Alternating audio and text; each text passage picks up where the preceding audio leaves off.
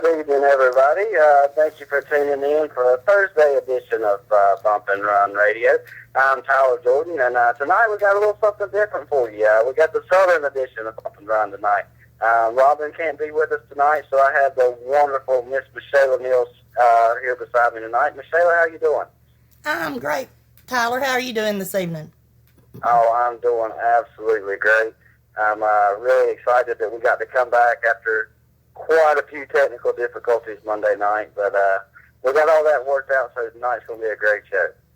Oh, yeah. Oh, yeah. Oh, yeah. It'll be perfect tonight. So I guess that we'll start right where we attempted to start last week, and we're going to go over the whole Watkins Glen thing this past weekend. Did you get a chance to watch the race? I did. I did watch the race, and it was a pretty good race for a road course race. There was a lot of cautions and a lot of wrecks and a lot of goings on during that race. Yeah, there was. You know, I like to think of the road courses as pretty much the closest thing to a short track that, you know, we go to this, you know, not your Bristol or your Martinsville or your Richmond. But I think the road courses has probably almost more excitement now than, say, Bristol does. Oh, yeah. Yeah, I agree with you. It was a good race. I was pleased.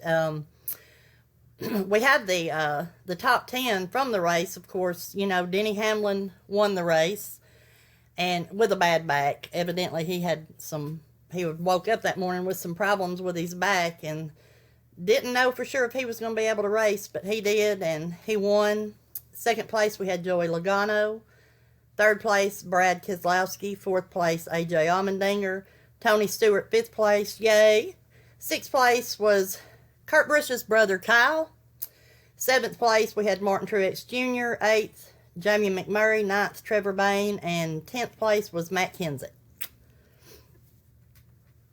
You know, I was really glad to see that Denny was finally able to get a win. That was his first road course win, and it seems like the guy, you know, he's up there and competing for a win on a road course just about every time we go. You know, Sonoma, he had it up until the very last corner, and then Stewart was able to get around him. But very glad to see Denny, you know, kind of battle adversity with his back issues and get the win.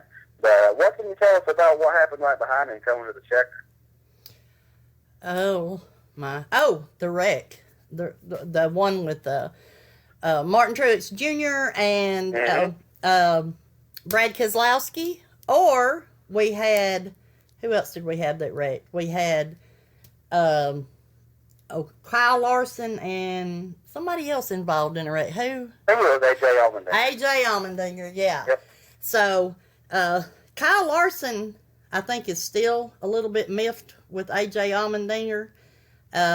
But I know that Brad and Martin Truex Jr. have kind of sort of made up. But I don't know about the Kyle Larson and the A.J. Allmendinger deal. What do you think? Yeah, well, for starters, you know, Brad and Martin, they supposedly made up.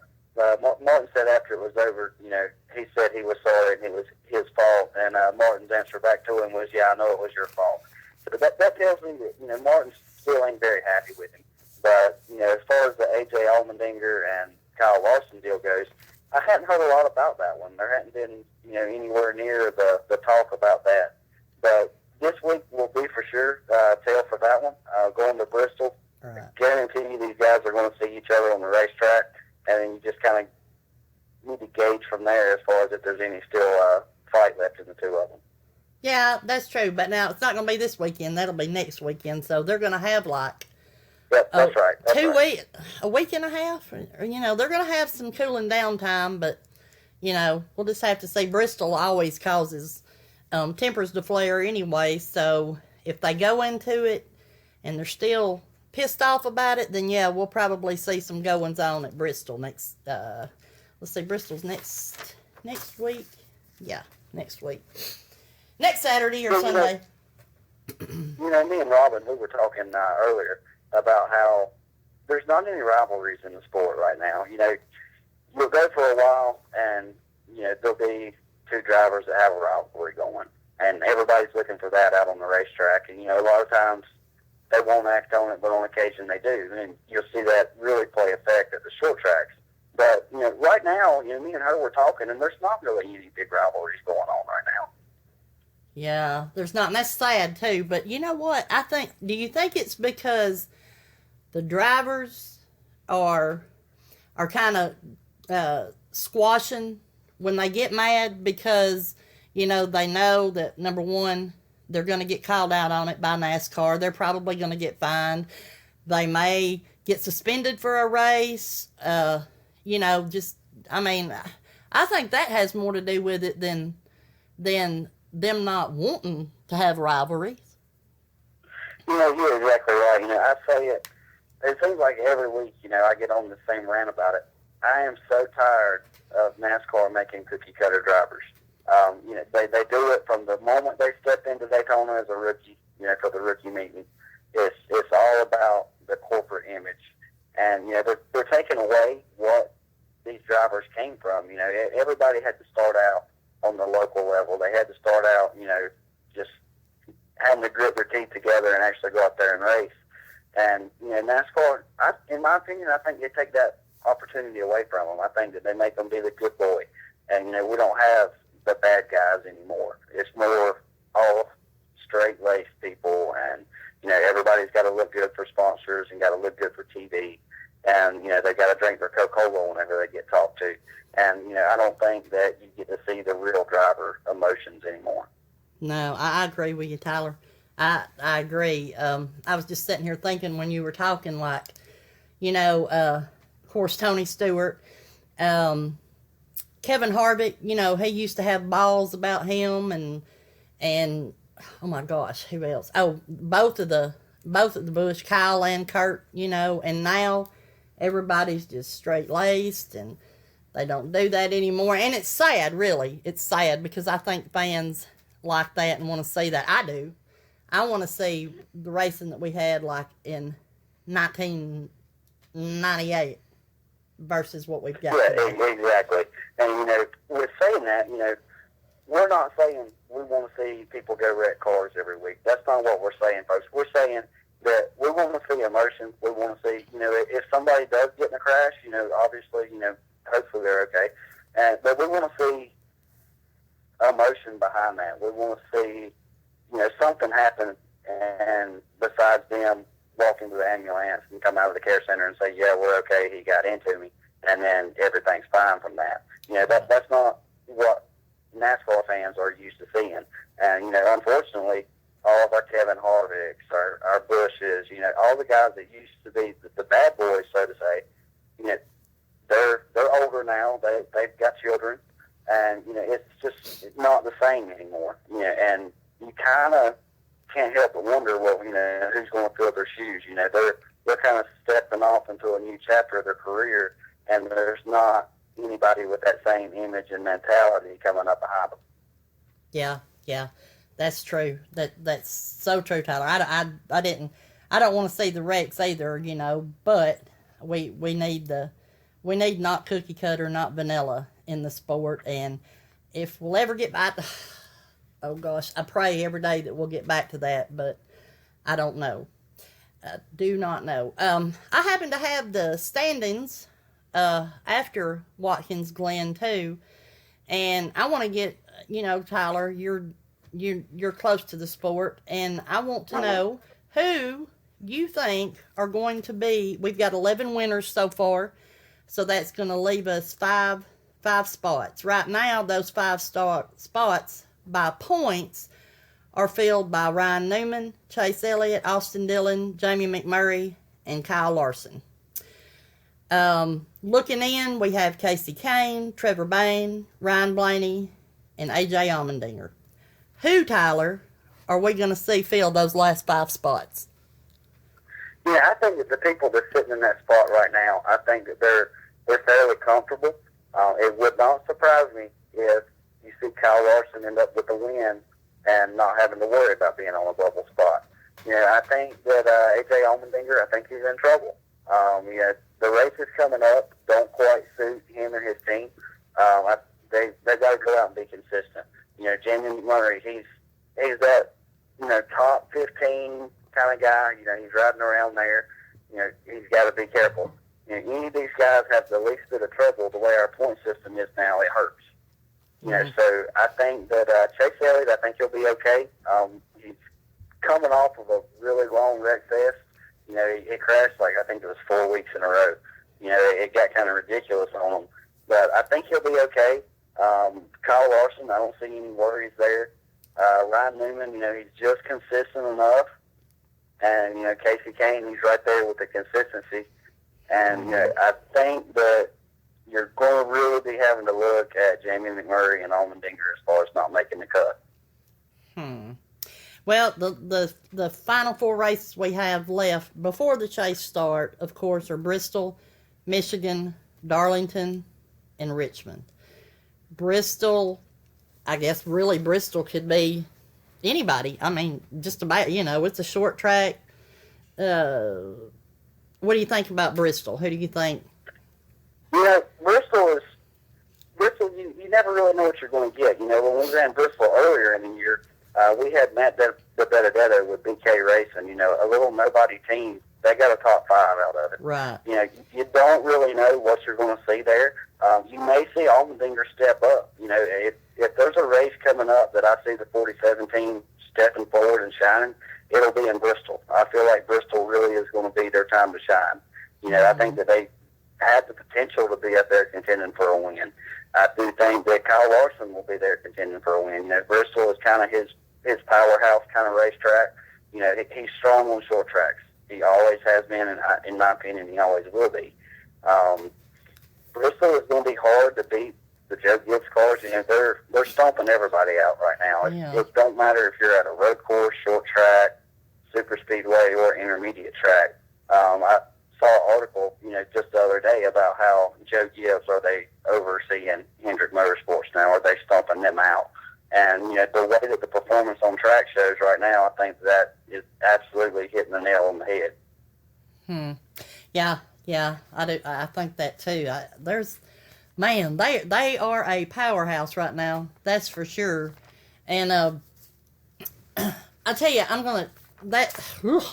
don't know what to think. I'm nervous going in, to the chase, and we'll just have to wait and see how that plays out. I'm gonna switch gears here for a minute. I saw there was an article.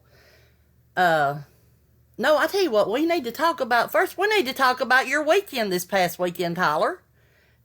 Yeah, we do. I had a big weekend. Anybody that listens to the show that were following us this weekend, I was at Bowman Gray Stadium in Winston-Salem, North Carolina this weekend, and they had a 2-night feature this past weekend, and I got to go and I got to do a live broadcast for you guys. It was something that, it was really fun for me. There was some drama going on behind the scenes.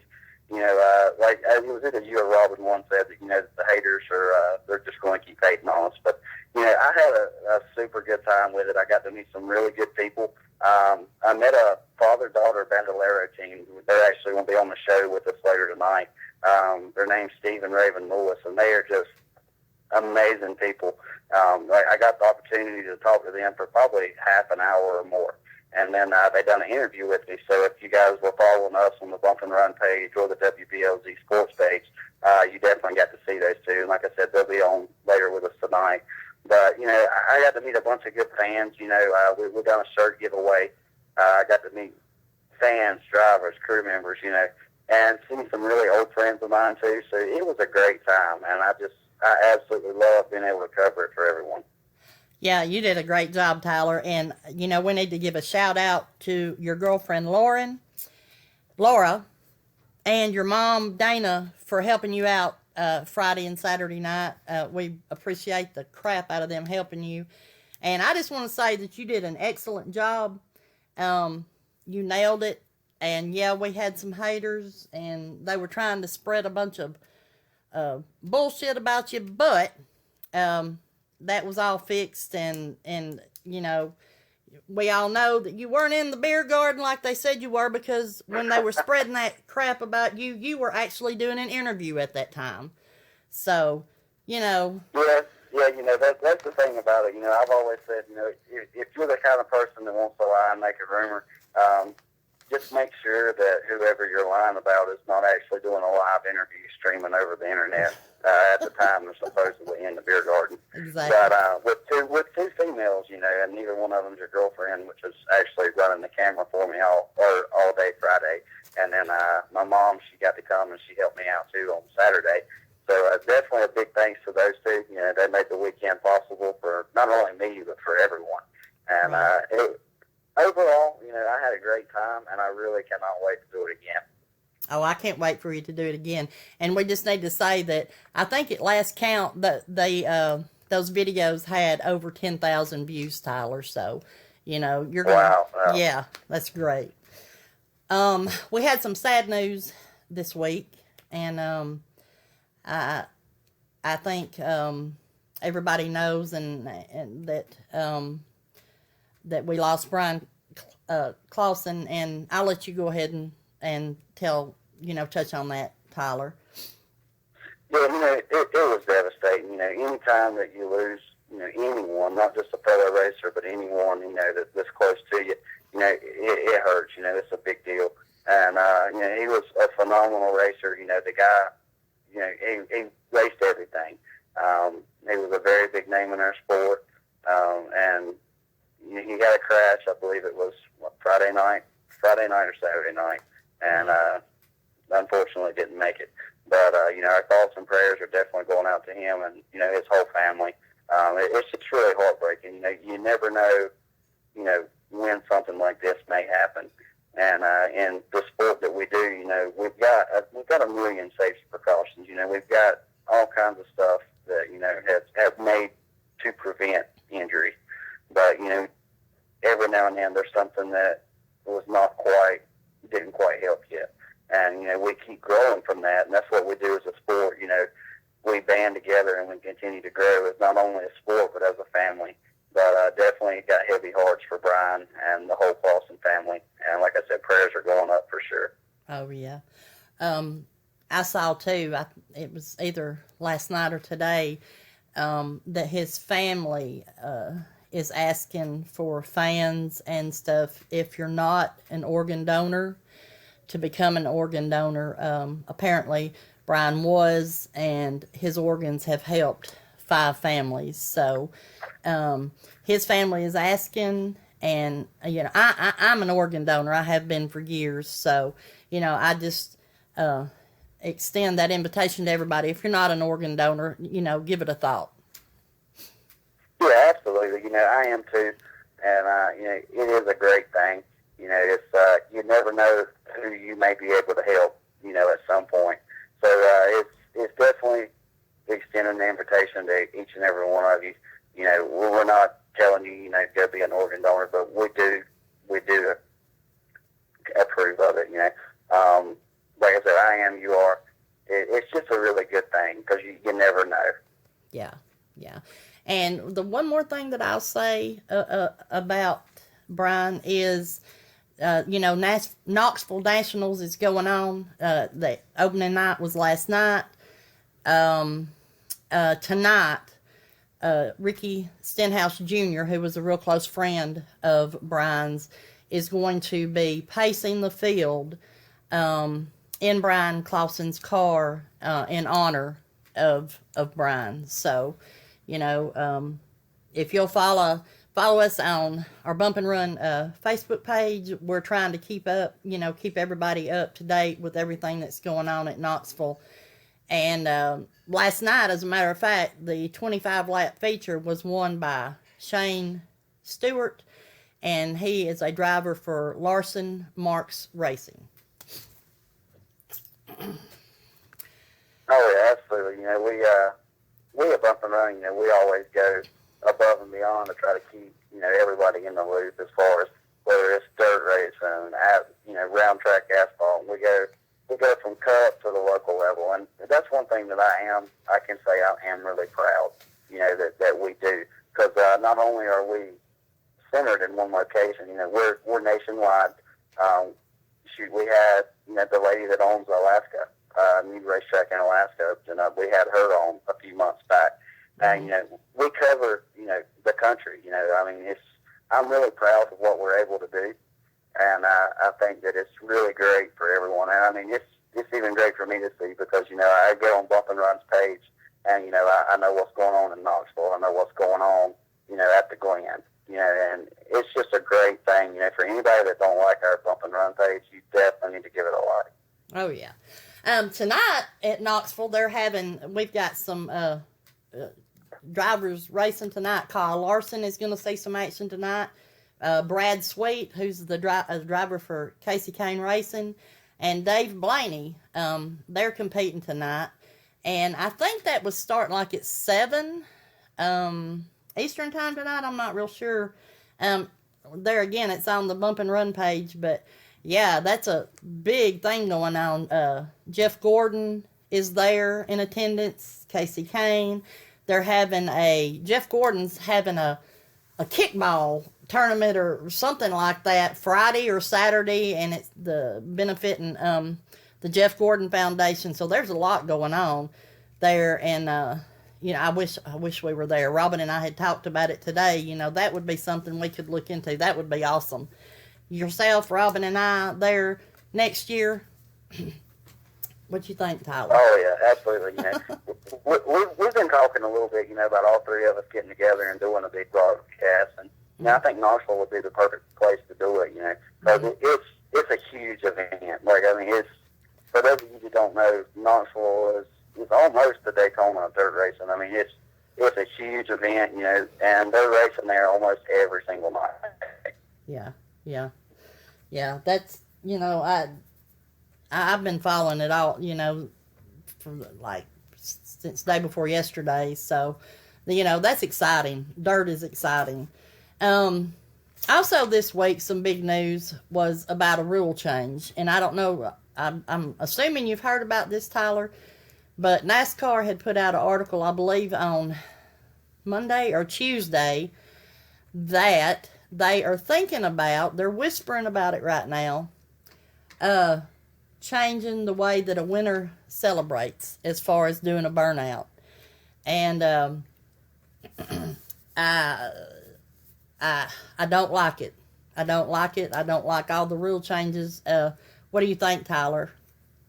Yeah, in a way, it kind of surprises me that it's been this long for, chatter for that to come out. There's always been rumors going around, that, if your car's not right and you win the race, wreck it during your burnout. And, we've seen it happen before plenty of times, coming across the checker flag, all of a sudden the engine blew up out of nowhere. What a coincidence. Or, we was doing the burnout and the whole back of the car slid into the wall, so now the templates ain't going to fit. And, these crew chiefs and stuff, they'll use that as an excuse, going through post-race tech, if the templates don't fit the car just right, or, something's not right and technically legal, they'll say, well, this altered that.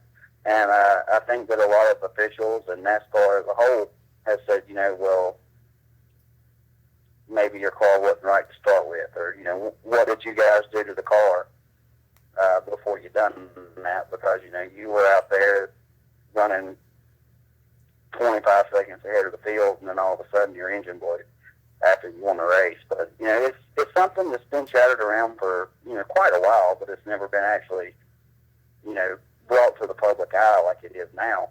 And I don't like it. I think if you want to do a burnout and you want to blow the back tires off of it like Denny Hamlin did, you go right ahead. But I do think that from a competitive standpoint, that NASCAR and other competitors, they don't like it. But they say, well, what were they hiding? I saw, and I'm trying to pull it up right now, I had put the article on the BumpNRun page as well as the Racing Nation page, but right now I can't get my tablet to cooperate with me. But a lot of the fans were, a lot of them, well, I'll say 90% of them don't like it. And, they're tired of all the rule changes all the time and everything. But I also noticed that some of the fans were talking about how much money, it costs, like, the teams to have to repair a car. And I'm sure that, when these drivers are going, they're whoever's won let's say Denny Hamlin at Watkins Glen, they're not going to like tear up the car to where it's costing umpteen thousands of dollars, to fix it. I mean, I'm sure they're considering that when they're doing their burnouts, are they not? Well, a lot of it kind of depends on the team you're talking about. A lot of these big guys, they're not worried about, the dollar. They're not worried about the dollar amount. They've got FedEx giving them X amount of dollars a year, and, they're set. A lot of that comes into, your smaller guys. They're the ones that, rent the engine every week for $28,000.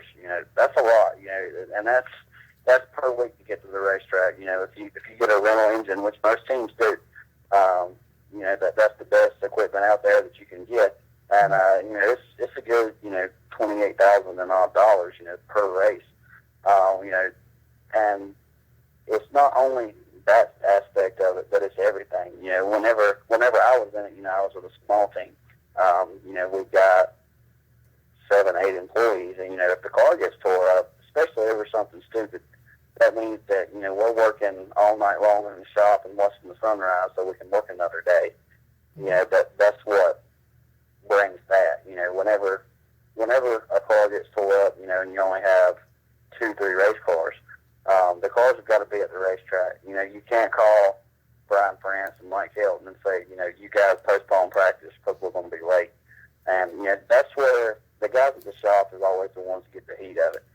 Whenever I was brought up racing, my grandfather, Pete Stewart, we've had him on here a lot. Mm-hmm. And he always told me, he said, if you ever get in a fight with somebody, he said, get out. And he said, if they whip your ass, they whip your ass. He said, but if you go wreck the race car on purpose, after a race or under caution, he said, I'm going to kick your ass. And, that's the way I was brought up, and, if I wreck on Saturday night, I work full time during the week. So that means, I clock off work and I go to the race shop, I'm working all night and doing it all over again. Because, like I said, the race is going to go on, whether you're there or not. So I'm not a fan of, either retaliating with a car or tearing a car up, doing a burnout or anything like that. I think that's dollars, kind of threw out the window. And it's a lot of hard work that just goes to waste for nothing. Yeah. Well, we have to look at it from everybody's perspective. And I'm sure a lot of the time, your typical fan's not going to look at it from, that perspective. And I was just shocked to see fans, commenting and concerned about, about them tearing up the equipment and stuff. So I was kind of impressed with that. And you brought up Pete and that Robin this morning on her Throwback Thursday. I don't know if you've seen it, but she had her Throwback Thursday today was of Pete's car, the number 66 car he had with the BumpNRun Chica on back of it today. And I just thought that was pretty cool. And then I noticed right before we came on air that Pete had his Throwback Thursday, and it was of oh my goodness, Chuck Berry, I think. Chuck Berry and Johnny B. Good. Yep. So they both had Throwback Thursdays today. That's the thing about my grandfather, if you guys don't have him on Facebook and you ever want to laugh, just look up Pete Stewart, because there's no telling what he's going to share, what he's going to post.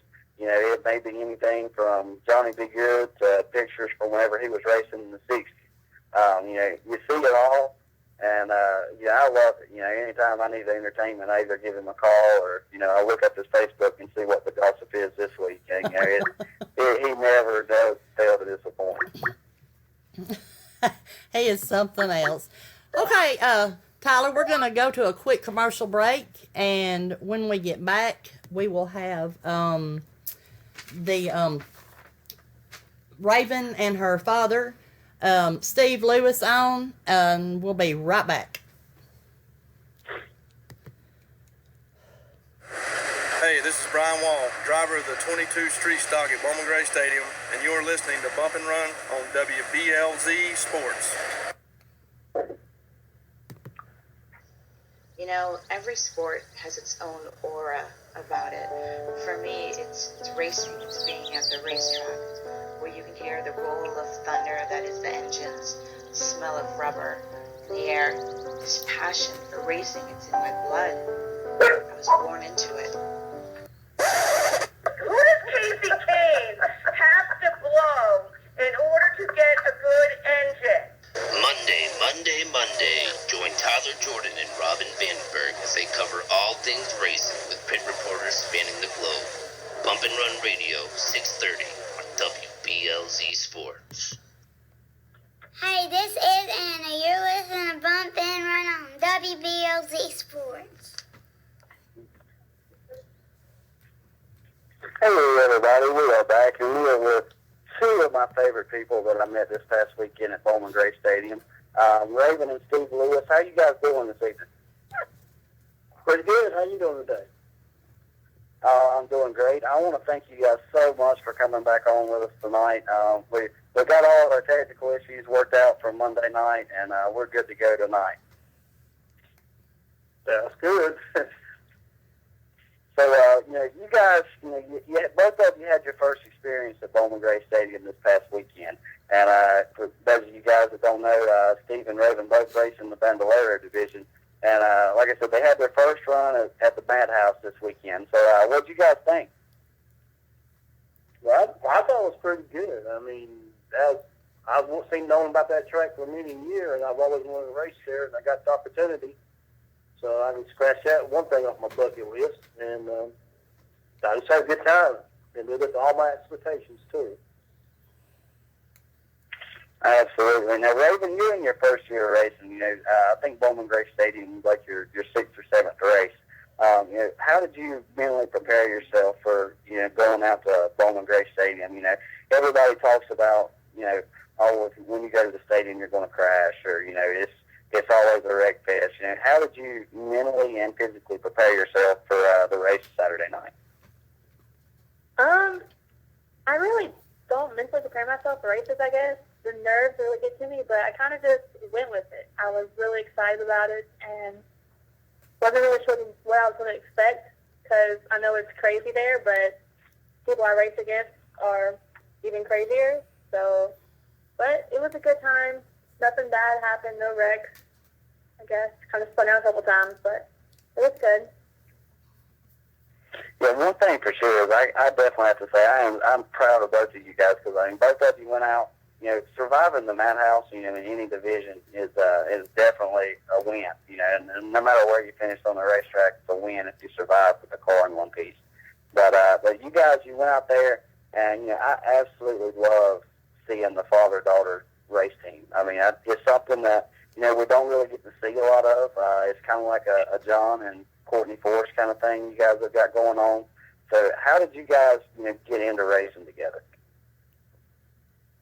Well, I raced bandos back in the late 90s, and moved away for a while and raced the Legends, started racing Legends down in Louisiana, and we moved back to North Carolina. And Raven wanted to get into racing, so I traded my Legends in, got her a bando, and after watching her a couple of races, I said, this is crazy standing here, so I slapped together a parts car and went out there with it to have fun.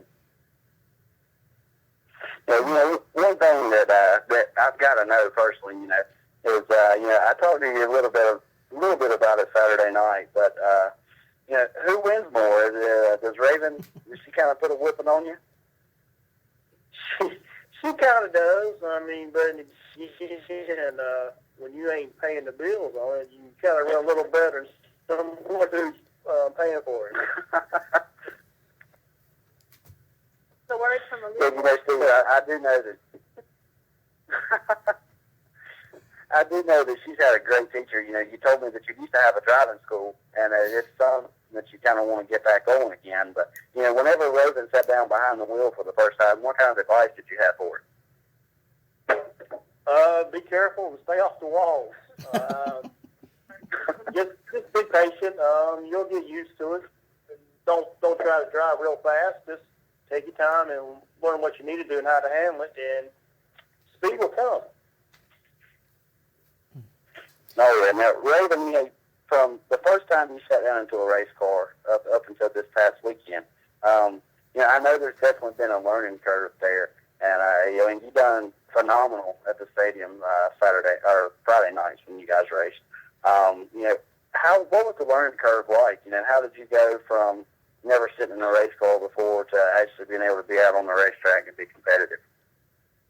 It's definitely crazy. When several years ago, I drove my dad's Legends around our backyard, and then I flew it on the track for the first time once, and I went crazy slow. I was terrified. The wall was far away, but it seemed so much closer than it really was. But ever since my first time we went to the track at Concord and I practiced, I don't know, it's just so crazy to see every time I go on the track how much I improve. And it's just like, it motivates you to keep going out and improving more. Miss Taylor, do you have anything? Yeah, I wanted to ask Steve, being a parent, how you get over that hump to allow to let Raven go out on the track and get out there and race and stuff, because I've tried to put myself in that position before with my boys, and I just don't think I could do it. I mean, I get nervous when they go to Birmingham or something like that. So how do you allow her to do that and stay focused? Well, first off, she's in a safe car, Mm-hmm. safety equipment. I taught her a lot about safety and things like that, kind of what to do and not to do. But she enjoys it. I mean, just seeing the expression on her face before I started racing with her, Mm-hmm. so I see the back of her head right now. But just me standing on the sidelines in the grandstands or in the pits and watching her, just watching the expression on her face through her helmet and the excitement, because I know exactly how it feels. Yeah. I mean, and her experience, that excitement, fear, and fun, I mean, it's great for anybody. Mm-hmm. Mm-hmm. Raven, what are your plans, your future plans? Do you plan to just, keep stepping up and maybe, going into trucks one day, or, what are your plans for the future with racing? I'm kind of just going day by day, race by race, I guess. I would like to maybe move up to Legends one day, but I don't really have a big desire to go to anything too big. I just want it's like a hobby. It's for fun to me. It's not like a career like a lot of kids want it to be. Oh. But I enjoy it. So. Okay. All right, Tyler? Yeah, one thing that you guys told me whenever I was talking to you Friday night was I thought it was really cool, but you guys are actually officials at Charlotte Motor Speedway. Can you tell us about that? Yeah, we just finished up the Bojangles Summer Shootout at Charlotte Motor Speedway. They had an AMA bike race. We got to flag it. Raven got standing outside some fast motorcycles, scared her to death. And this weekend, in fact, we're doing the monster trucks and stuff out there at the dirt track. But yeah, it's something that we can still do together and make a little bit of money and still watch the racing and stay in touch with all our friends at the racetrack. That's one thing that I love about racing as a whole is, it brings family together, and you two show it the best. You're not only are you a father-daughter race team, but whenever you two aren't racing yourself, you're at the racetrack working together. And, I think that's definitely something that's very admirable in my eyes, and I really look up to the two of you for that. Well, yeah, we got to have something to pay for our racing fun, I should say. But yeah, it's like all the people out there we got to know, and even our competitors we race against, their families are friends of ours, and it's just a big fun group activity that we enjoy doing together. One thing that I've noticed, a lot of our big race drivers now, they keep getting younger and younger, and I know a lot of them start in bandos and start in Legends. Have you guys seen anybody progress through the ranks, or know of anybody that you may have raced with in the past that has kind of moved on up? Oh my gosh! I mean, I raced the bandos back in early 2009. David Reagan He raced out there against a car I set up and another driver I had. Just a bunch of guys. I mean, it's been unreal to watch them. I mean, the juniors drove them, and the Bush boys drove them, and the legends and all. And it's just up and coming thing. It's start out young, you learn, you get the experience and how a car handles, and it really does. It helps the guys up through their ranks. Well, that's one thing, that, we talk about on the show actually a lot, is that it seems like everyone starts in a bando or starts in a Legends car. And, these kids out here, they just keep getting younger and younger. I see people all the time, this 4 or 5 years old, and they're actually out in a race car and they're turning laps and they're actually doing really good. What kind of advice do you have, to anybody that's trying to get into racing? In your eyes, what's the way to do it? Well, first off, find a series that you like and it's affordable. If you're a youngster that your parents can help you with or sponsors, and just listen and learn from other people who have the experience. Don't go out there and think you're going to go out there and be number one. Just be patient. I mean, the thing is being patient and learning all you can and just enjoying yourself. Michelle? Oh,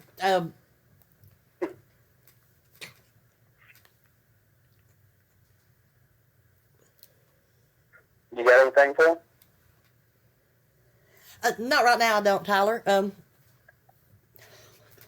okay, then, well, one thing that we always like to ask our guests, is, sponsorship is always key. I race myself too, I know. Do you guys have very many sponsors or, anybody that you'd like to thank? I would definitely thank Elevation Church Concord. They have supported me, and they were my first sponsor. Definitely different to have a church sponsor. You don't ever hear that, but they are very supportive. A lot of them have come when I raced at Charlotte, and they all keep up with, like, on my social media, watching me and wishing me good luck. So it means a lot. And then I think it is absolutely awesome that I think it's great that, that your church is involved. Because like you said, that's not something that you hear a lot of. I think that it's just phenomenal that you guys have not only brought a family aspect, but you've also brought your church into the racing world as well. Yeah, she's done that, and like I said, she's got a lot of support from the church family, and it's kind of limits it from racing what people think about racer, always being a bad person, but she handles it well and respects her sponsor. So, what is a way that people can get in touch with you two? Because, we have people that, that they listen to the show and they think, I really like those people, or, I'd really like to get in touch with them and, maybe help them out with some sponsorship down the road or anything of that aspect. What's a good way that people can get in touch with you? We have a Facebook page. It's just STL Motorsports. And then we also have an Instagram, but there's not really anything on it really yet. But those are, I guess, 2 ways you could get in touch with us. All right, well, that sounds great, and we'll definitely be posting that later. Steve, Raven, I want to thank you guys so much for coming back on and working through all the technical difficulties with us Monday and agreeing to come back on with us. I really do appreciate you coming. I absolutely love talking to you two, and I can't wait to talk to you again soon. No, we appreciate it. We don't mind coming on your show, and anytime y'all want to talk, we'll be glad to. All righty. Well, thank you guys again for coming on. And everybody, that was Stephen, Raven, Lewis. Just a great, great family. Father-daughter racing. And, these guys, they're as good as it gets. That's old school racing. That's what I came from. That's what, most of these guys come from. And that's, we're off the cup level right now. We're off corporate racing. This right here is what I consider real racing. And, I definitely look up to the two of them. I think that, racing does bring family together and makes family even closer. My whole family's been in racing their whole lives, and anytime that I see family together racing, I'd have my hat off to them. Yeah. That they seem like a great father and daughter, Tyler. And I was looking at some notes a minute ago, and you totally caught me off guard. That's my fault, and I apologize for that. Oh, you're fine, honey. Another story that we had this week, and I don't know if you've seen it, but is the Furniture Row Racing is fielding another car this week, and it was announced that Eric Jones will be in that car for 2017. It's going to be the number 77. 5 Hour Energy is going to be a big sponsor for that car. But today there was an article where Mr. Visser has said, his statement was he was fairly certain that Eric Jones would leave Furniture Row Racing after 2017. So I guess that means they're speculating that he will continue with his Cup Series at JGR. And well, that's kind of what I'm seeing. Obviously everybody knows that Furniture Row Racing is a Joe Gibbs satellite team. Basically, the 78 car is a fifth JGR car. For those of you who don't know, all the major teams are allowed to have 4 cars. Mm-hmm. And the way that people get around that is, they'll have a satellite team. So, the 78 car is not in Joe Gibbs' race shop, but, that's a Joe Gibbs car. You see that a lot with Hendrick. RCR, the 47 car is a RCR car. That's something that's fairly common. It does not surprise me that they're moving Eric Jones up. I do think he's ready for it. He's beyond competitive in the Truck Series and in the Xfinity Series. And I do think that they're probably speculating on a seat opening up, after 2017 at JGR. And, you figure, well, is it going to be Kendrick that goes out, Edwards? That's something that time will only tell. But it's not a big surprise to me whatsoever. Really, I was kind of surprised with that, but I don't guess I should be. But do you not think that there? I don't know how to put this really, but to move, I mean, he's Eric. This is his first year, right? To being in full-time Xfinity. Is it not moving him up too soon, Tyler? I think that's something we're seeing a lot of, in my opinion. I think that these guys are moving younger drivers up the Cup way too soon. I think that Ty Dillon, he's ran quite a handful of Cup races. I think that may be a little too quick. Chase Elliott, in my opinion, he's not ready for the Cup Series. But, he's there, he's riding around, and, he's doing okay. I do think he's quick, but also, on the other hand, I think that they're kind of looking, almost all of our Cup regulars, with the exception of a few, they're getting late in their career, so to say. They're, like I said earlier, they've calmed down, they're older, they've got children. Kyle Larson, Chase Elliott, that's really only the young guns that we have in the Cup Series. So, what I think they're trying to do, I think they're trying to move up some of these young guys and try to get maybe a younger fan base, younger crowd back into the sport. And I think that that's what they're trying to do. From a competitive standpoint, I don't think that that's quite the best thing to do. I think that we're jumping in a little early on them. So there'll definitely be a couple of years learning curve for them there. I saw somewhere else, too, last week or this week, that Ty Dillon is expecting to go up to Cup next year. I've only seen one thing about it, and I don't think it wasn't a real big story, but I was kind of shocked to see that, too, because I just, I'd like them to stay where they're at for a little while and, continue to grow. But I mean, you explained it well, so I guess we'll just have to wait and see what. Well, I do think that they do need to stay down in Xfinity and trucks longer. That's like, Austin Dillon and Chase Elliott both. I said it a few weeks ago, and, it was kind of a big deal when I said it, but I meant it. So I'm going to say it again. Chase Elliott and Austin Dillon both. I'm a big Austin Dillon fan. I know Austin personally. I'm fairly good friends with him. I think he moves up a little quick.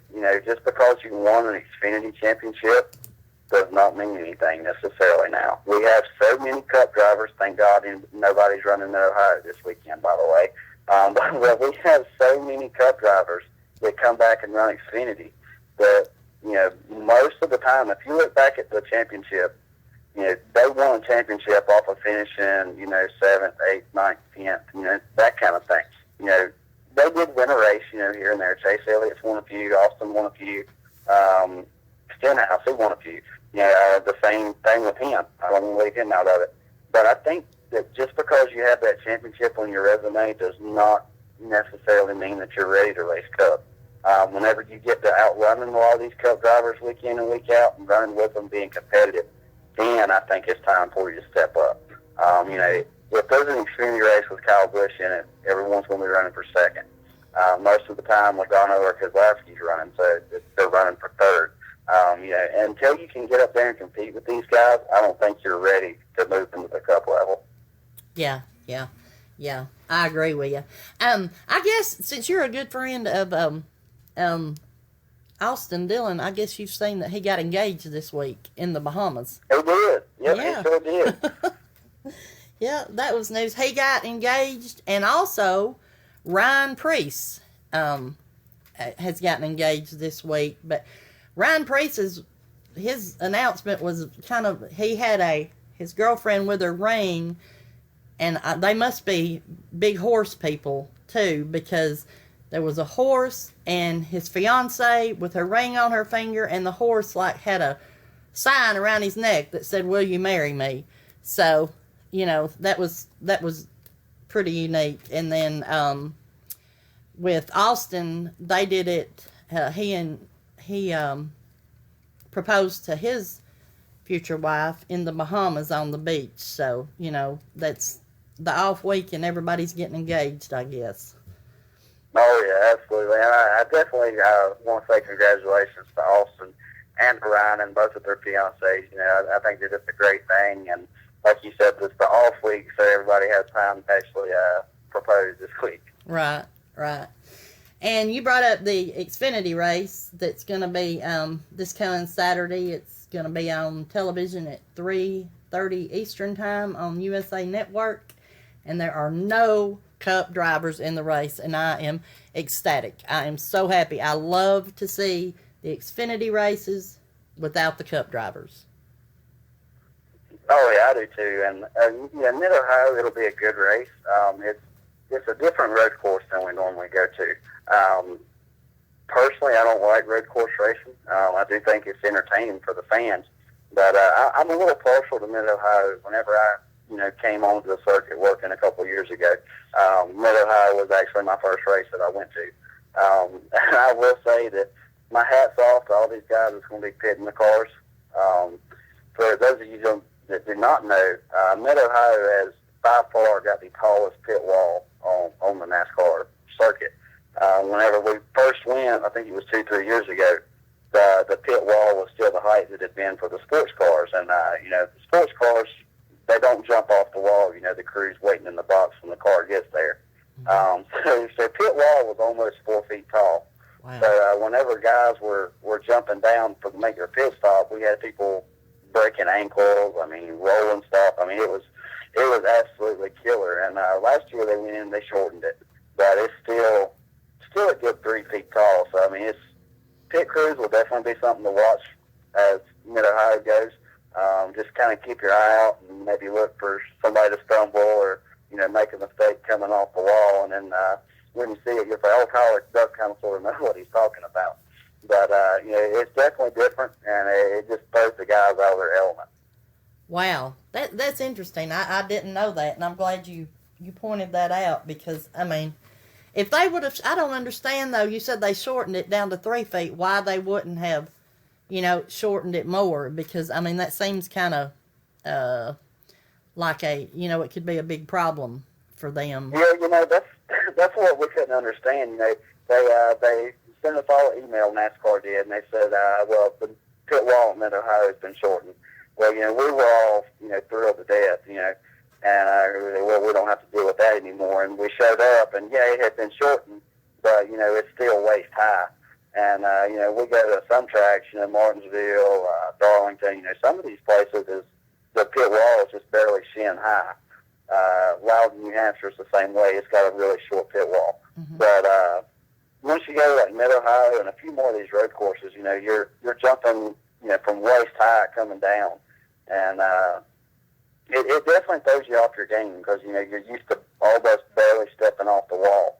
And why they didn't shorten it any more than they did, I unfortunately don't have an answer for that. But we were all hoping that it would be about knee height, like most of them are. Are the cars coming in hotter on the road course, and into the pits on the road courses versus say a Bristol or a Martinsville or something? I mean, why would they have those walls higher like that? Do you know? Well, the thing about it is, most of the time at Mid-Ohio, we only started going a few years ago. Before, they had Trans Am series, they had Rolex series, they had all kinds of different sports car series. And those guys didn't actually have to jump off the wall. They're waiting in the pit box for the car to come in. Their rules are a little bit different than ours. We can't enter the pit box until the car is one pit stall away is whenever we can make our break to get in position. Mm-hmm. And those guys, they're sitting on their knee waiting. So I think it was a safety thing that they had. They wanted height there, just to make sure that nothing happened. But to answer your question, road courses are by far the worst as far as pit stops go, because your brakes get hot, your brakes wear out. A lot of times you'll see, cars coming in, you'll see a lot of crew members get hit, you'll see a lot of people slide through their pit box, and that's because they've actually got their brakes so hot on the racetrack that they're having brake failure when they're coming in trying to stop. You see that a lot at short tracks as well. Phoenix, Arizona last year, I got hit and flew over the windshield of the Camping World truck. Oh. He had no brakes. He came in, and by the time the driver realizes he don't have brakes, it's too late for the people that's changing fronts or the jackman. I was a front changer. So with that being said, I was the first person hit and rolled over the windshield. But the short tracks and the road courses, like I said, both of them, they eat up brakes because you're constantly accelerating and then you're popping on the brakes hard for a sharp corner. Mm-hmm. Once you get to your Charlottes and places like that, you don't have that problem near as bad. And then Daytona and Talladega, you never touch the brakes. They never get hot, so you don't have to worry about it there. Yeah, that reminds me of the ARCA incident that happened at Pocono here a couple weeks ago. Mm-hmm. The 98 car of, I believe it was Gus Dean. He had brake line failure, and he spun and hit two of his crew members. It was tire changer Pedro Martinez and the jackman John House. And I think House was airlifted to a local hospital, and he was in ICU. He was in ICU for a couple of days, and with several injuries. So, that's scary. I didn't know that had happened to you too, Tyler. That's scary. Oh yeah, I went flying. I mean, I got lucky. I really did. It kind of caught me in the side of the leg, and I done this really cute little flip. I kind of look like one of the gymnasts on the Olympics, and luckily I landed right in front of the right front tire, mm-hmm. and I landed perfect to change it. So I just kind of went with it. But wow. I never have seen the video of it. I've always wanted to see a video of it because I'm not going to guarantee you I've done a perfect 10 cartwheel over the top of it, but it had to have been at least a solid 7. We're going to have to look that up. We are going to have to look that up and see if that's on YouTube or something, Tyler. Oh, yeah. It'll be a good one when you see it. Cause, so you got to see I will admit that I'm not the most graceful person in the world whenever I'm flying through the air upside down, but I do try. So that has to mean something. Wow. Something else that we hadn't touched on tonight is Dale Jr. presser from this past week. last Friday he went to Watkins Glen and he held a press conference, and he has basically said that he's still going week to week and going with what his doctors say. He plans to come back to racing. That he, a couple weeks before this even happened to him at Michigan, that he had been in talks with Rick Hendrick to extend his contract. So Robin had posted a poll in the Bump and Run Facebook page. Do you think it's time for him to retire, for Junior to retire? And overwhelmingly, and I'm shocked, overwhelmingly people have said yes, that they think it's time for him to retire. I'm shocked. I don't want it. I'm not ready for him to retire. I'm not either, because there is still a lot of competitiveness left in Dale Jr. If you think back 5 years ago, Dale Jr. was in a bigger slump than he is now. Dale Jr. done nothing. He was a top 20 car at the very best. And, nobody said anything about, Dale Jr. needs to hang up the helmet. Nobody was talking all that then. Well, back 2 years ago, him and Steve Letarte got hooked up together. A good crew chief driver combination means everything. Right now, Dale Jr. and his crew chief, in my opinion, is not the right combination. I think that's why you see a lot of performance issues with them. They're not the same team that they were last year with Steve Letarte. 2 years ago, on the old point system, Dale Jr. and Steve Letarte would have won the championship. The chase didn't quite fall right for them. On the old system, they would have won the championship. That shows what kind of team they had. And in racing, your team is everything. Driver, crew chief relationship is the key to success. If you don't have a proper relationship with your crew chief and your driver, I don't think that you're going to show success. I think Dale Jr. is doing the right thing by taking time out. He's not set a time yet that he's coming back. And, I appreciate that. I applaud that. I think that that's right in his book. I think he needs to take time off, spend some time with Amy, get right, get everything perfect for you, get healthy again, and then strap back in a race car and go back to work. Yeah, I agree. I agree with you. I don't guess, though, that, he's not going to be back at Bristol. We know that. If he were to be back for, say, the final 3 races before the chase starts, and if he were to win one of those races, could he possibly get into the chase? I think so. As long as they can be competitive, like you said, if he comes back and he wins, I'm not sure where he's sitting in point standings right now. I'm not sure if he's fell out of the top 31 or whatever it is. I think that if he has good runs and he's competitive, I think he can make it. And you can't go and say, well, I'm going to count him out of winning the championship. With this 2-point system and the way the chase works, you never know. There's always a possibility that they can come on. All they've got to do is win 1 every 3 races or something like that, and then you've got a shot at it. Yeah. Be consistent for 3 races in a row, and come to Homestead, you've got a shot at it. Bringing up Homestead, I'm not a fan of the way that the chase works now. I don't think that one race determines your champion. In my opinion, I think that's absolutely ridiculous. You could go out and blow an engine 15 laps into the race and lose the championship after winning every race of the year beforehand. I don't think that shows a true champion, in my opinion. A lot of people's going to agree, but a lot of people's going to disagree as well. But, the way it works, it's a roll of the dice. And, you can't count any driver. If they're in the chase, you can't totally count them out. You can't just cross their name out and say, well, they're going to be out the first week, because you never know. There's so many unknown variables, and the way that it works, anybody has a shot at it. Yeah. You brought up a bunch of good points, Tyler. You sure did.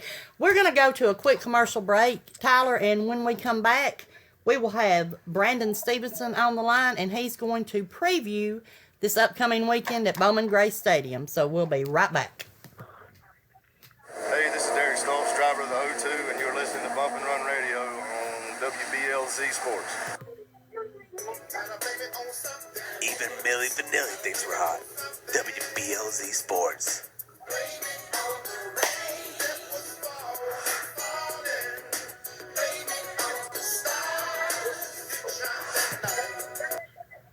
Hey, this is Bobo Brown, driver of the number 2 V's Barbershop, CMC Homeworks number 2 Cadillac. You're listening to Bump and Run on WBLZ Sports. And we are back with a good friend of mine from Bowman Gray Stadium, Mr. Brandon Stevenson. Brandon, how you doing, buddy? I'm doing. How are you, buddy? Oh, I couldn't be any better. Just absolutely loving life, being able to come to you on a Thursday on another episode of Bump and Run. I told Michelle earlier that without Robin this week, we're having the Southern edition. So we're bringing a little North Carolina and Alabama to everybody tonight. Hey, that's totally okay. I was fine with it. You know, I mean, obviously we miss Robin, but I think that everybody needs a little Southern edition once in a while. Well, brother, I think you do a fine job of bringing the North Carolina to the show. Well, I do appreciate it, but buddy, we're coming off of another wild weekend at Bowman Gray. That's something to say any week, but last week was wild for sure, and what about this week? What do you see going on this weekend? Saturday night, Burt Myers, I don't know if, of course, you were there, Tyler, and you heard the comment that was said in Victory Lane. He was talking about the drivers coming out to play with the big boys that race Friday night that didn't race Saturday. And, there's been a feud going on with him and Tim Brown, and everybody feels that was a direct at Tim Brown. They're battling fiercely. I don't know what's going to come of that. I would definitely say for anybody coming out there during the Twin 50 Modifieds this weekend, keep an eye on the 83 and the 1 when they're around each other. They always run good and hard, but I don't know if there's any harsh emotions after that comment was said. But as far as the modified Twin 50s are going to be great. I feel a lot of action. The modifieds have picked up. The sportsmen, of course, Twin 20s. I feel like there's some good, hard racing going on there, good points battle going on. And then last week, man, and it's so funny you interviewed him, Jasper Sumner. Let me tell you something. That kid has the heart of a champion. Absolutely. What he did on the last lap at Bowman Gray Stadium last weekend, if nobody has checked out the video, you have got to check Jasper Sumner out and the determination he had to win that race. I've seen no street stock finish like that before. It was absolutely stellar. So I definitely watched Jasper. Go ahead. That finish was absolutely crazy. I had to take my hat off to Jasper after it was over. He had every opportunity in the world to spin the 7-car out before we ever even got to the white flag. I mean, there were 3 or 4 laps, in a row that, literally he had the whole half end of the car up and he was pushing him around the racetrack but wouldn't dump him. And, with Bowman Gray Stadium racing, that's not something you see very much of. And, there was a crash coming to the end, but, I still think that was very respectable, and in my opinion, it was still clean racing. It was just good, hard racing. I agree with you. I do know that those two have spoke, and you heard what what the driver said over the PA. He said if it was him, he would have done the exact same thing. That's how it's done over there with class, and he took the win and was humble about it. He knew that it could have went down a different way, but that's how you accept a victory in a humbled fashion. Absolutely. This weekend, all I can say, it's $2 ladies' night, the last one of the season. And Tyler, I don't know if you've been there on a ladies' night this far, but ladies' nights seem to bring the wildest racing out over at that place. I swear to it. So, yes, they do. It seems like every ladies' night the stands are just absolutely packed. And I don't know if everybody gets a big old testosterone rush, and they're trying to impress all the women. I don't know what it is, but everybody gets crazy as hell, and it puts on a show. That's what the Madhouse is about, putting on a show. And I got to say, it's been a remarkable year. Taylor Robbins has gone over there and made history. And you got some competitive racing, not just going on. The modifieds over there have had consecutive years where that's all you hear. But you know what? The other divisions are stepping up and making noise this year, and I am absolutely proud to see that. There's times when street stock has had the best races of the night. There's times when sportsmen have the best races. There's times when modified does. So it's awesome to see all the divisions actually putting on and giving fans, the money that they're paying to go see it. Yeah, and that's one thing about Bowman Gray that I really do like is, unfortunately, a lot of people do leave, after the feature race, or they'll leave before the stadium stocks race. But one thing about it, when you buy a ticket at Bowman Gray Stadium, until the last checkered flag falls, there's action. There's always something going on, in every race, and I don't think I've ever seen a bad race at Bowman Gray. Absolutely. And one thing, because I know we're pressed on time, but one thing, and I told Robin I was going to address this, and she said that actually it would be good for me to explain it, is the decision last week, I don't know if you were there in the pits when it happened, Tyler, but the original decision by NASCAR was to throw out John Holloman and Billy Gregg after they did a crank check. I'm so glad you brought this up, because this is what I was going to ask you next. To make it to where it's a clear understanding, I agree in a way with NASCAR's overruling of that, because you are allowed to run two cranks. There's an older style crank that is legal to run over there, and there is a newer style crank to run. What the head official did was he went and proved the book of the cranks and found that he made a mistake and called two legal or illegal on their cranks. That was I want the record to be set straight. Everybody's saying that Zeno, which is Holloman's sponsor,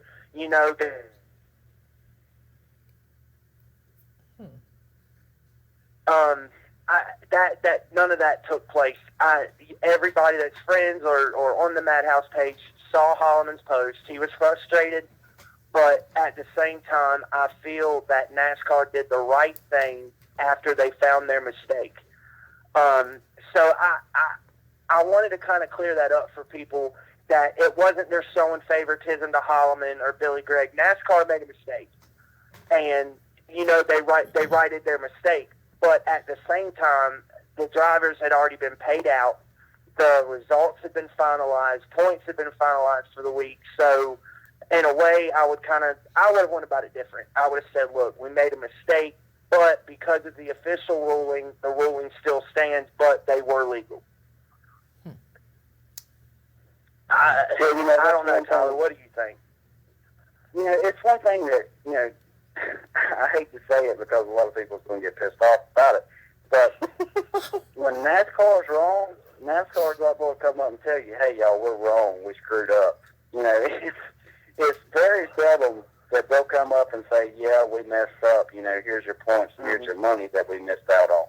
A lot of times they'll come out on Tuesday and say, yeah, my bad, you were wrong.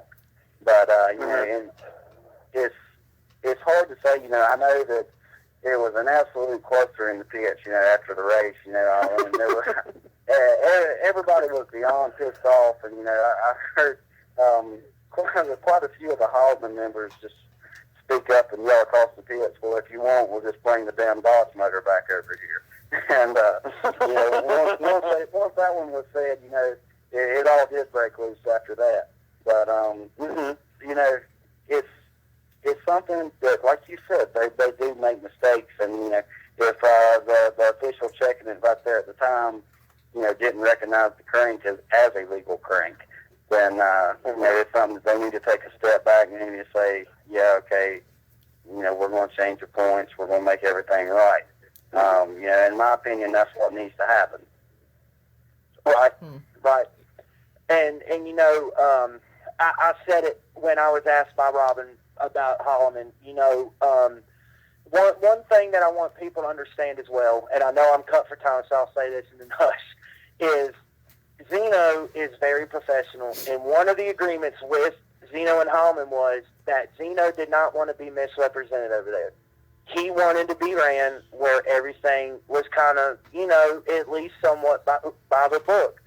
So, that's why they were so upset, the Hollemans were, about the decision that was made, because that was a big-time sponsorship that could have been on the line for them. Yeah. So, we'll see. All I can say is that anybody that is thinking or has missed a couple weekends and thinking about come to the Madhouse this weekend. Racing starts at 8 o'clock.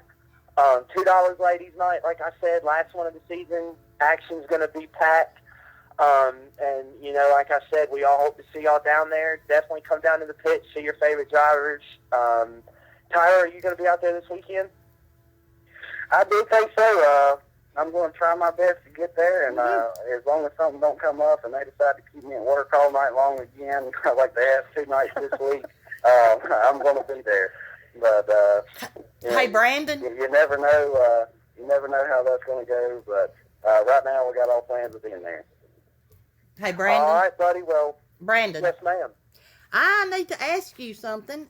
We had Watkins Glen this past week. We had another JGR car in Victory Lane with Denny Hamlin. I know how opinionated you are on this, so go for it. Here's my opinion.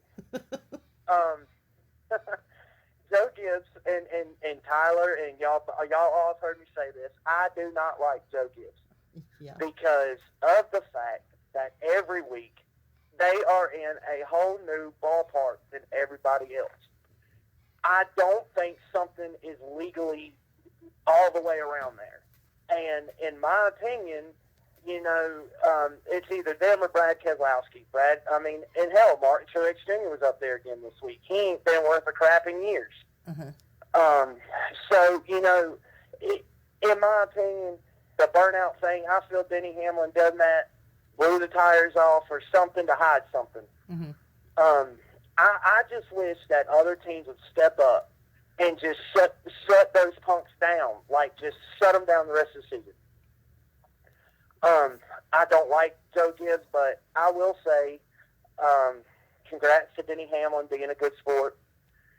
And I just hope to see Harvick or somebody just dominate the rest of the season so I don't, literally throw up after every race because Joe Gibbs car won. So, Brandon, while I got you on here, Yes, I don't know if you caught the end of my rant or not right before you came on, but I was talking about the chase format now, and I absolutely hate it, and I know you're just as opinionated as I am, and that's saying something. But I absolutely hate the way that the whole entire season comes down to one race, and they let Homestead, prove your champion. I don't think that's right. I think you can win every race of the season, blow an engine or blow a tire on lap 15, and then there went the whole season. I absolutely hate that. I think it sucks. I think that NASCAR needs to say, hey, I thought we were going for a championship here, not the Homestead Miami champion. What's your opinion on that? And I did catch the end of your rant, and I thank you so much for, in a way, kind of collecting my thoughts and putting them into your own words. I totally despise how the championship comes down to Homestead, and it's like you just said it and took the words out of my mouth. If you have ran good and earned your spot all the way through, and you're in that final four, and you, let's just say that race, you don't know but a mechanical failure. There is your whole season that you fought for right there. That's not right. Back in the day, I don't know if, I mean, back in the day, a championship was decided by, if you were, I mean, basically was decided by racing. There was no chase. It was if you just proved you were the best and you went out there and won, and, you know, before all this chase crap started, that's when the stands were full every week. You know, it's like, Exactly. it's like you have these eliminator rounds.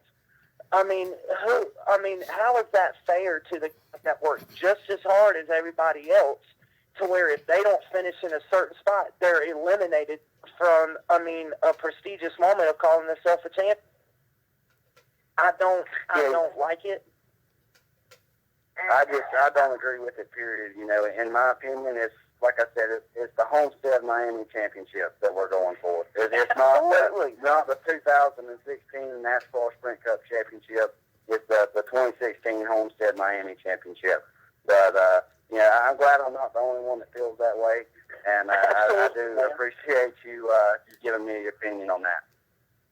Yes, sir, absolutely, man. And, I appreciate y'all for letting me come on here and talk with you guys. Y'all do an awesome job every week. And I know y'all do a lot of behind-the-scenes work. But for somebody, I just want everybody that's listening to know that these guys that you hear week in and week out, they bust their butts to give you guys the best entertainment. Go like their page on Facebook, send them a request.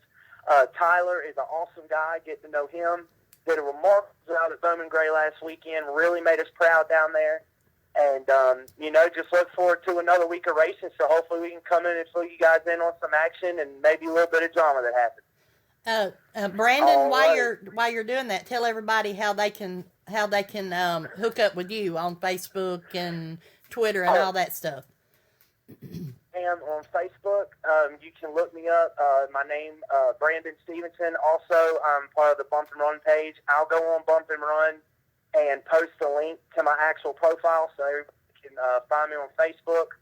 On Twitter, Big Country 17. That's my Twitter name. I've been off Twitter for a while, but I'm starting to get back in my tweeting mode again. I just connect with me, connect with everybody from the show. I want to get to know you guys, hear y'all's input, and I just, looking forward to some good racing, and hopefully come back on and fill you guys in next week. Appreciate it, Brandon. No problem. Thank y'all. Thanks for coming on, buddy. We really appreciate having you. Yes, sir. Thank you, Tyler. All right. Bye-bye. All right, everybody. That was Brandon Stevenson. He was giving us the Bowman Gray Stadium preview for this weekend. It sounds like we're going to have a pretty packed weekend yet again, Michelle. Yeah, it does. Ladies' night, the testosterone. When y'all were talking about that, I can see that. I can see, the drivers down there and having like stands packed full of ladies. Yeah, I can see that. That would be fun. I'd like to. Oh, yeah. That's what it is. These guys pull out and they look up in the stands and there's 20,000 ladies that got in there for $2. And, right. There's probably some guy sitting in the beer garden that's got two ladies, and hell, he don't need them both, so he'll probably give you one of them. So they're going out there and, they're trying their best to impress some of the ladies. So it's going to be crazy. So if you guys are anywhere in the North Carolina area, or even in Virginia, Bowman Gray Stadium's not far off from Virginia. Definitely get on out there tonight and bring your lady. Tell her to bring another one. That way she can get in for $2 too. Right. But it'll be awesome. a fun one for sure. Brandon brings a. I like his reporting that he does from Bowman Gray. That was, he's opinionated, and I like it. Absolutely, and that's what we're all about. Especially now on WBLZ, and for those of you that don't know, we do got balls. Right. So, we've got balls. We're not afraid to tell you what we think. We've got balls. That's right. Well, the only thing we got really to look forward to this weekend, Tyler, and we've already touched on it some, is the Xfinity race. And wow, my pick anytime in an Xfinity race is Bubba. So, he's from Alabama, Darrell Wallace, and that's, I want to see him get a win real bad this year. Bubba's not a bad pick, but, we're going to Mid-Ohio. We don't have any Cup drivers. And I do know for a fact, I hadn't looked at the entry list, so I'm not sure which one they've got in it. But that 22 car from Penske is going to have a road course ringer in it. And it's going to be tough to beat him, whether they put Villeneuve in it or, whoever they put in it, they're going to put the hottest guy on road courses right now in it. And I think the 22 car is going to be the one to watch. So, well, we'll just have to wait and see. It's gonna be interesting. We will be following that race this weekend on the Racing Nation Facebook group page. We always have a race thread, so everybody can join us there. That's right. I've got one thought, a closing thought tonight, Tyler, and then I'm going to let you close this out. Yesterday morning, Tony Stewart had a tweet, and it's kind of struck a lot of people, and I know it's what all has happened this week. But his tweet was, do me a favor and pick up your phone and call or text your friends and family and just tell them that you love them today. That's all. So, that struck a chord, and, all I can say, add to that is, just everybody be kind to one another. Absolutely. I couldn't agree with that anymore, because you never do know the last time you get to tell someone you love them. You never know the last time you're going to see or talk to someone.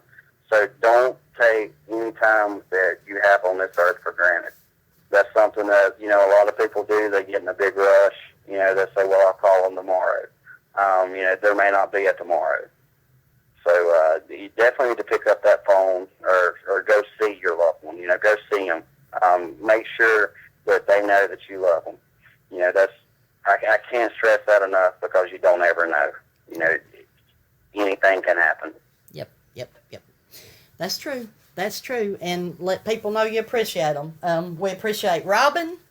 We appreciate Brandon. We appreciate everybody that we've got, that helps us do this thing. Carolyn and Perry Tucker and Michelle and, oh my gosh, who am I forgetting? There's got to be somebody. But anyway, Tyler, I'm going to let you take us out of here, and appreciate everybody. All righty. Well, you heard it. Like I said, like Michelle said, we want to thank everybody that has anything to do with this. We've got Perry, Michelle, Robin, Brandon. We've got so many people that work behind the scenes that make Bump and Run possible. Chad with WBLZ, we get the broadcast for every one of you guys, and it's absolutely fantastic. I want to thank you guys for listening to our show. We love what we do, and we want to share it with you guys. And all the support, all the listeners, we can't get enough of it. And we just, from the bottom of our hearts, we want to thank you. Like I said, guys, if something's weighing on your mind, pick up the phone and you call that person. You don't ever know, just like Tony said, you never know the last time you get to speak with someone. And guys, that's what I'm going to leave you with tonight. I want you to get off here. When I close out, I want you to call that one person you love that you're thinking about. Let them know that you're thinking about them.